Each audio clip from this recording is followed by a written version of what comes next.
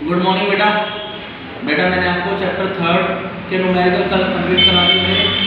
आज हम स्टार्ट करेंगे अपना न्यू चैप्टर इंडियन इकोनॉमी का चैप्टर नंबर 9। चैप्टर 8 तक कंप्लीट हो चुका है, 2 चैप्टर आपके बचे 9 एंड 10। आज चैप्टर 9 पढ़ेंगे इन्वायरमेंट एंड सस्टेनेबल डेवलपमेंट। सबसे पहली बात करते हैं इन्वायरमेंट की। इन्वायरमेंट का मतलब होता है totality of all resources.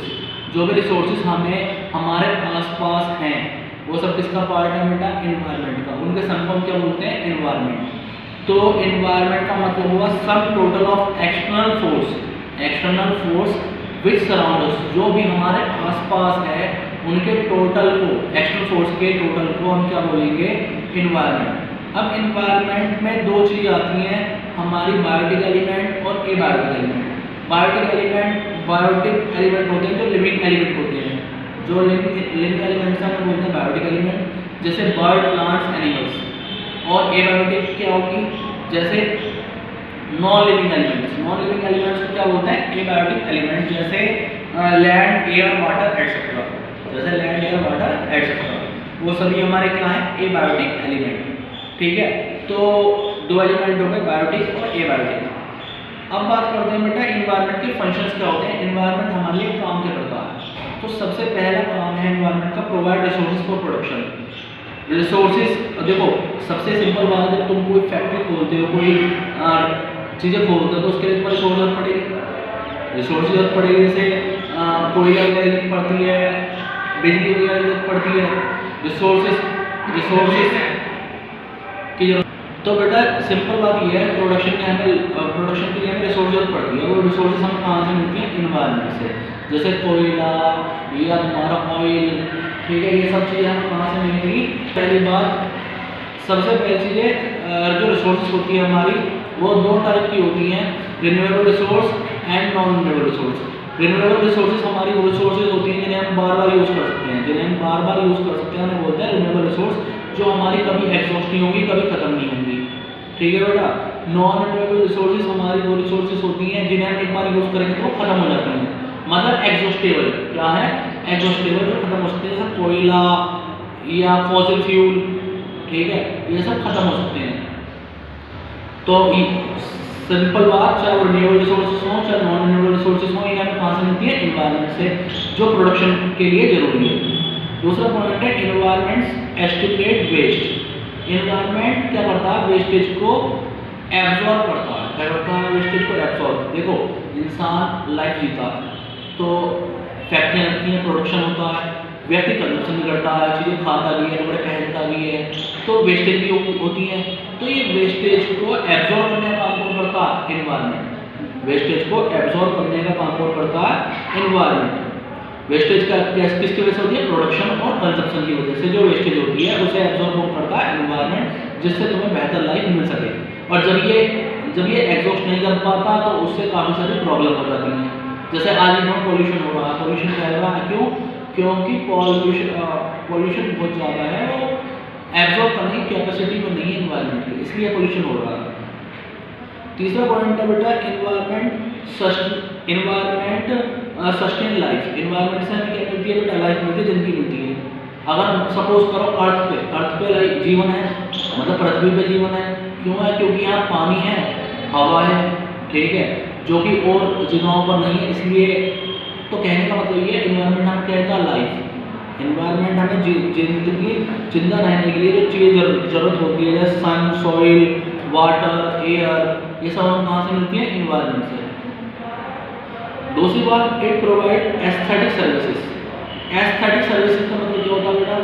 Aesthetic services का मतलब होता है कि ये हमारी जीवन में जो सर्विसेज चाहिए, जो हमारी लाइफ को बेहतर बना सकें, वो भी प्रोवाइड करता है। जो चीज़ें हमारी लाइफ को बेहतर बनाती हैं, जैसे हम हिल स्टेशन जाते हैं कि वहाँ बर्फ मिलेगी, अच्छा माहौल मिलेगा, तो ये चीज़ें मिलती कहाँ से? इन्वायरमेंट से। कहाँ से मिलती हैं? इन्वायरमेंट से। ठीक है, तो ये चार हमारे फंक्शन हो गए किसके? इन्वायरमेंट के इन्वायरमेंट हमें प्रोडक्शन के रिसोर्सेज प्रोवाइड करता है। दूसरा, इन्वायरमेंट से जिंदगी मिलती है, हमें लाइफ मिलती है। तीसरा, इन्वायरमेंट वेस्टेज को एब्जॉर्ब करता है, ठीक है, जैसे होता है ना प्लांट वगैरह लगाते हैं, हम क्यों लगाते हैं? क्योंकि ताकि कार्बन डाइऑक्साइड क्या करें, एब्जॉर्ब करे और ऑक्सीजन रिलीज करे, ठीक है। और चौथा, इन्वायरमेंट हमें वो सर्विसेज प्रोवाइड करता है जिससे हमारी लाइफ खूबसूरत बनती है। जैसे हम हिल स्टेशन वगैरह पर जाते हैं बर्फ देखने के लिए, अच्छे माहौल के लिए, ठंडे मौसम के लिए, तो वो ये सब चीज़ें हमें कहाँ से मिलती है, इन्वायरमेंट से। अब अगली चीज़ है बेटा कैरिंग कैपेसिटी। अब ये कैरिंग कैपेसिटी का मतलब क्या होता है? कैरिंग कैपेसिटी का मतलब होता है जब हम जो भी रिसोर्सेज हमें मिली हैं, जो भी रिसोर्सेज हमारे पास हैं, उसका एक्सट्रैक्शन जो है उसके जनरेशन से क्या हो, कम। जब रिसोर्सेज का एक्सट्रैक्शन रिसोर्सेज के जनरेशन से कम होता है तो उसे बोलते हैं कैरिंग कैपेसिटी। इसका मतलब क्या है, एक्सट्रैक्शन और जनरेशन? इसका मतलब ये है कि एनवायरनमेंट ने जो चीज़ जनरेट करी है, ठीक है, जो चीज़ जनरेट करी है वो हमने उससे कम यूज़ करी है, अगर उससे ज़्यादा यूज़ करने की कोशिश करेंगे तो क्या होगा, एनवायरमेंटल प्रॉब्लम हो सकती है, एनवायरमेंटल क्राइसिस आ सकता है, ठीक है, एनवायरमेंटल क्राइसिस आ सकता है। जैसे सपोज करो पहले दिवाली मनाते थे, पहले पटाखे भी जलते थे, पहले पराली जलती थी, लेकिन पहले पोल्यूशन नहीं होता था। क्यों नहीं होता था? क्योंकि वो कैरिंग कैपेसिटी के अंदर था, क्योंकि पहले व्हीकल नहीं थे इतने और इंडस्ट्री नहीं थी पहले, जिसकी वजह से क्या होता था, एनवायरमेंट से एब्जॉर्ब कर लेता था, मतलब उसकी कैरिंग कैपेसिटी के अंडर में था। लेकिन अब क्या है, डिमांड ज़्यादा हो रही है और सप्लाई पीछे से कम हो रही है, मतलब जनरेशन जो जनरेशन है वो क्या है,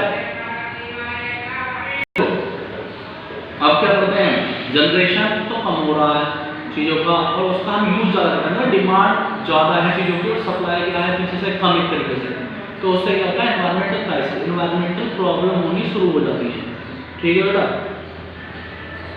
तो देखो एनवायरमेंटल क्राइसिस के कारण, एनवायरमेंटल क्राइसिस के क्या क्या चीज़ें कैटेगरी में बांटते हैं, जैसे पॉल्यूशन क्या हो रहा है, बहुत ज़्यादा हो रहा है। दूसरी बात यह, पॉल्यूशन की वजह से क्या होता है, एनवायरमेंट को नुकसान पहुँचता है, ठीक है। तो हम पढ़ेंगे reason for environmental crisis, environmental problem होने के क्या कारण है। सबसे पहला कारण है बेटा पॉल्यूशन का बढ़ना। जिस हिसाब से हमारे देश में पॉल्यूशन बढ़ रही है, पॉपुलेशन बढ़ रही है, तो मतलब डिमांड ज़्यादा हो रही है, लोग पेड़ पौधे काट रहे हैं, ज़मीनों का मिसयूज़ करते हैं, ठीक है, और प्राइवेट व्हीकल का ज़्यादा यूज़ हो रहा है, पॉपुलेशन के बढ़ने की वजह से इंडस्ट्री लगनी है उनकी डिमांड को पूरी करने के लिए। इससे क्या होता है, हमारा इन्वायरमेंटल क्राइसिस पैदा होता है, इन्वायरमेंटल प्रॉब्लम क्रिएट होती है।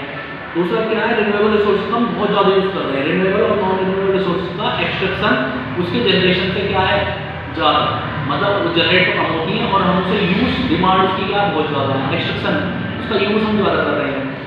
तीसरा है बेटा, कई बार हम बहुत से कंजप्शन और प्रोडक्शन जो है वो ज़्यादा कर रहे हैं, इससे भी क्या होता है, एनवायरमेंटल प्रॉब्लम। एयर और वाटर पोल्यूशन फैलने से भी क्या हो रही है, एनवायरमेंटल प्रॉब्लम।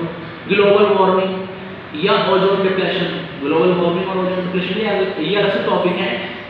ग्लोबल वार्मिंग क्या होती है और ओजोन डिप्लेशन क्या होता है, मतलब इनकी वजह से एनवायरमेंटल क्राइसिस पैदा हो रही है, एनवायरमेंटल प्रॉब्लम क्रिएट हो रही है, ठीक है बेटा। आज हमने क्या पढ़ा, आज हमने पढ़ा एनवायरनमेंट की डेफिनेशन, एनवायरनमेंट के फंक्शन और एनवायरमेंटल क्राइसिस के रीज़न। चौथा कैरिंग कैपेसिटी क्या होती है।